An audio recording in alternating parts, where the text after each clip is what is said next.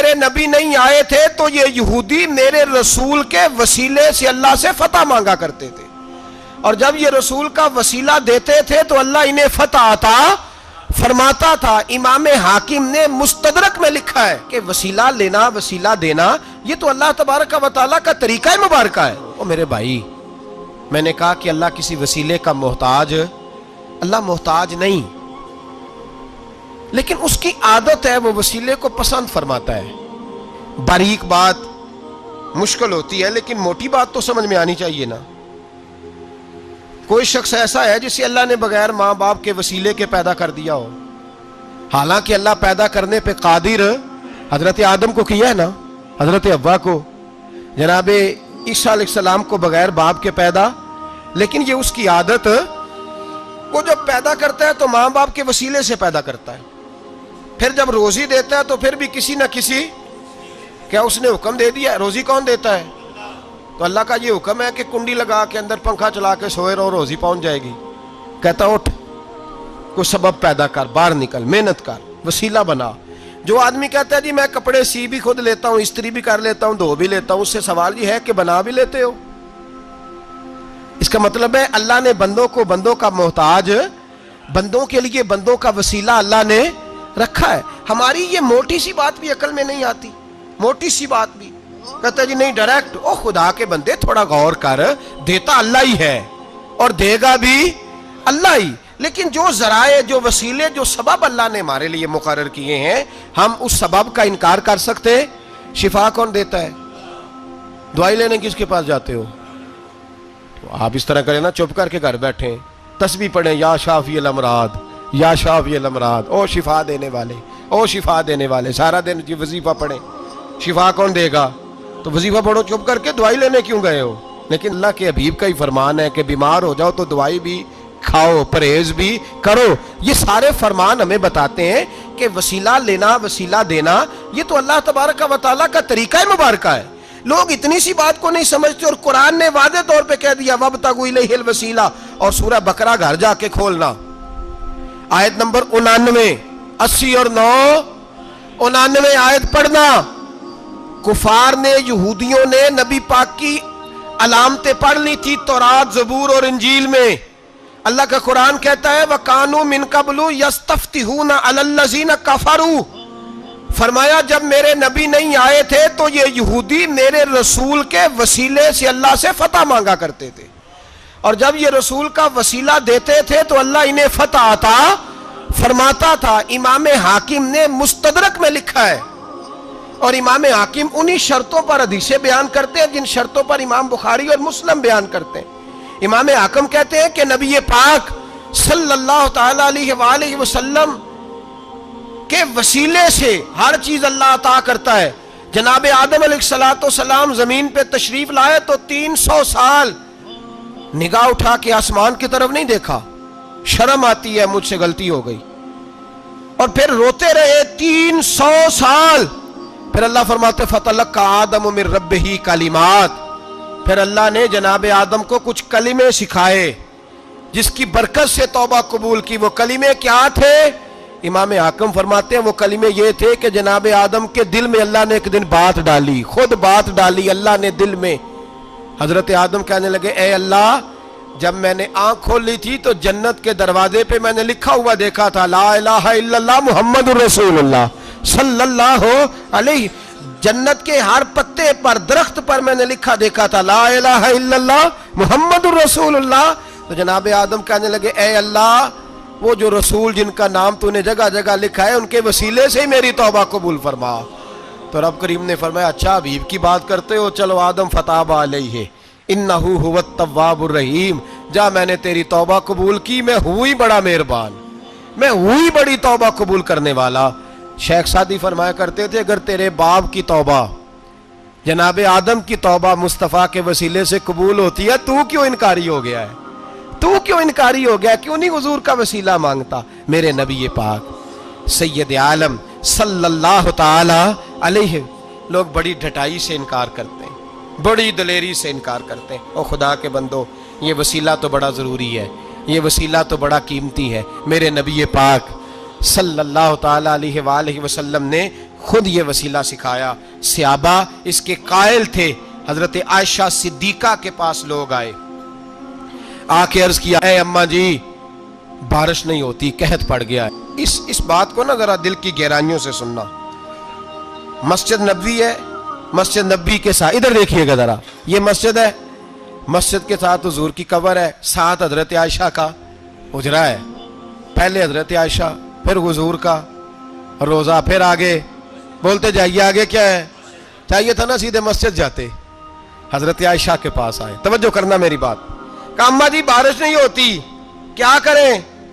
اماں جی نے مسجد نہیں بھیجا, کہنے لگی اس طرح کرو, حضور کے دروازے پہ جاؤ اور جا کے نا نبی پاک جہاں دفن ہے وہاں تھوڑی سی نا جو حضور کے سر والی جگہ ہے نا قبر پہ, وہ چھت تھوڑی سی کھول دو, چھت کھول دو. صحابہ کہتے ہم گئے جہاں حضور کی قبر انور تھی, حضور آرام فرماتے, سرانے والی سائڈ سے تھوڑی سی چھت کھولی, ابھی کھولی تھی, اللہ نے فوراً بارش عطا فرما دی.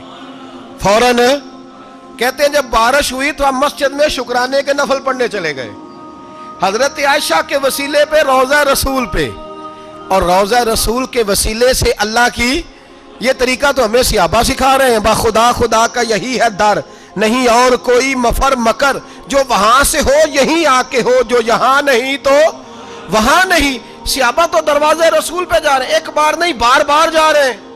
تو اکڑ کے پھر رہا ہے, اکڑ کے پھر رہا ہے.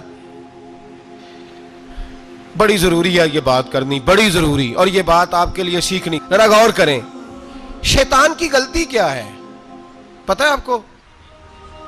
اللہ کو نہیں مانتا تھا. شیطان کی غلطی کیا تھی بولے؟ کس کو ہے؟ لا الہ الا اللہ کو نہیں مانتا تھا, اللہ کو نہیں مانتا تھا. نہیں تو انہیں پتہ ہی نہیں نا اس گل دا. اور میں تو اگر پوچھا نا اج دی خبر کی یہ تازی, تو تمہیں پتہ ہے. اور بھائی اس کو بھی سمجھیں, یہ عقیدہ ہے, یہ ایمان ہے, میری منت ہے, اس کو سمجھ لو, یہ کام آئے گا آپ. یہاں عجیب رٹا ہے, یہاں لوگ معاذ اللہ تبارک و تعالی اللہ کا نام لے کے در رسول سے دور کر رہے ہیں. بہت بڑا دھوکہ ہے, بہت بڑی زیادتی ہے, امت کے دلوں پر خنجر چلتا ہے. اور میرا تو کلیجہ پھٹتا ہے جب میں ایسی تحریریں پڑھتا اور سنتا. یار تو کیا بیان کر رہا ہے؟ ڈر اللہ سے مرنا نہیں, نبی پاک کو منہ نہیں دکھانا, تو کیا کر رہا ہے؟ بتا نا شیطان کی غلطی کیا تھی. وہ تو صاف ستھری بات کر رہا تھا, یا اللہ ایک نہیں تو لاکھ سجدہ کرا, میں تجھے کرتا ہوں. اللہ نے فرمایا ادھر آنا, میرے محبوب کو سجدہ کر. کہنے لگا نہیں کرتا. فرمایا فخرج فإنک رجیم, نکل جا تو لعنتی ہے. جو حضرت آدم کو وسیلہ نہ مانے وہ لعنتی ہے, اور جو روضہ رسول پہ کھڑا ہو کے کہے میں نبی کو وسیلہ نہیں مانتا, جو دروازے رسول پہ پہنچ کے کہے میں نبی پاک کو وسیلہ نہیں مانتا, جو مصطفیٰ کے وسیلہ ہونے کا انکار کرے. تو کہتا ہے کہ دنیا میں وسیلہ نہیں مانتا, اللہ تو قیامت کے دن بھی کہتا ہے جو مصطفیٰ کے پاس سے ہو کے آئیں گے میں بخش دوں گا. شفاعتی لآل الکبائر من امتی, حضور فرماتے ہیں موٹے موٹے گناہگار آتے جائیں گے, کالی کملی کے نیچے چھپاتا جاؤں گا, جنت میں بھیجتا جاؤں گا. وہاں قیامت میں تیری معافی نہیں ہو رہی, تو یہاں نہیں مان رہا. بریلی کے امام فرماتے ہیں آج لے ان کی پناہ, آج مدد مانگ ان سے, کل نہ مانیں گے قیامت میں اگر. اور دیکھ تو کہتا ہے میری نمازیں, میرے روزے, میری زکاتیں, میرا جہاد کام آئے گا. سن, حضرت عبد الرحمن ابن عوف صحابہ میں سے تگڑا آدمی, اتنا بڑا شخص, اتنا بڑا آدمی کہ جس کے پیچھے میرے رسول نے نماز ادا فرمائی ہے. اتنا بڑا شخص, ہر جہاد میں سب سے پہلے, سب سے امیر تھے, صدقات خیرات بڑھ بڑھ کے دیتے تھے, ساری نیکیاں ہیں. ایک بی بی نبی پاک کے لیے قمیض بنا کے لائی. ایک حدیث یہ ہے, یہ بخاری مسلم ہے, ایک حدیث یہ ہے کہ چادر بنا کے لائی, چادر بنا کے لائی, بڑے اچھے نقار نکالے, دروازہ رسول پہ آئی, حضور میری قبول کر لے. نبی پاک نے چادر اوڑی, اگرچہ ان کا نام شارحین نے لکھا ہے, صحیح حدیث میں صرف ایک صحابی کے لفظ ہے. شارحین کہتے ہیں کہ وہ عبد الرحمن ابن عوف تھے. چلو یار کوئی اور بھی تھے تو صحابی تو تھے نا, صحابی سے زیادہ تو نیک عمل ہم نہیں نہ کر سکتے. وہ صحابی تھے, یا حضرت عبد الرحمن ابن عوف تھے. آئے, آ کے کہنے لگے یا رسول اللہ بڑی پیاری لگ رہی ہے آپ کو چادر. حضور بنانے والے نے تو بڑی بنائی تھی, پر جب آپ پہ آئی ہے پھر تو نورون علی نور ہی ہو گئی ہے.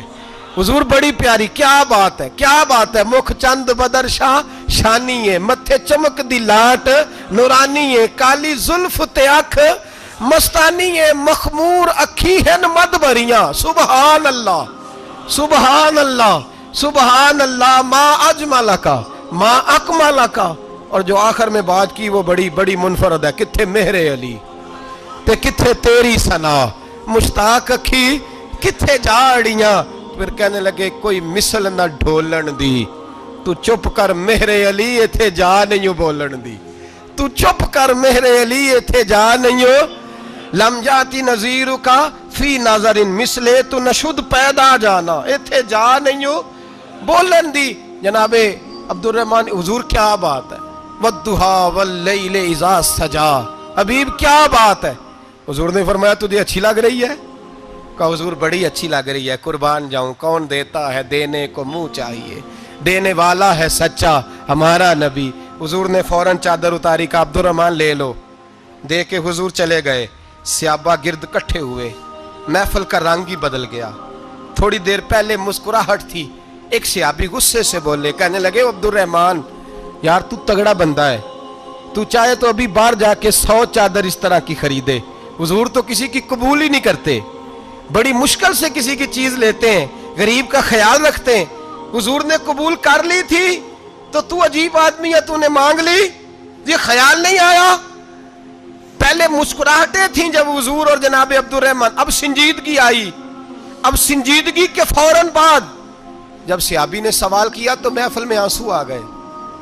हजरत अब्दुल रहमान रो पड़े, नमाजें भी हैं, जिहाद भी है, पर फख्र नहीं किसी बात पे, रो पड़े। कहने लगे ओ बेलिया तेरा क्या ख्याल है, मैंने ओढ़ने के लिए ली है, पहनने के लिए ली है? फरमाने लगे नहीं, अल्लाह की इज्जत की कसम, मैंने तो इसलिए ली है जब मरूंगा तो घर वालों को कहूंगा मुझे नबी पाक की चादर में कफन देना। उठाना बुखारी पढ़ना, हुजूर की चादर में कफन देना, इसलिए कि मुझे पता है जब मुस्तफ़ा की चादर ओढ़ के जाऊंगा तो अल्लाह बेहिसाब ही बख्शिश फरमा देगा। तू नबी पाक के वसीले का कायल नहीं, यहां चादर की बात हो रही है।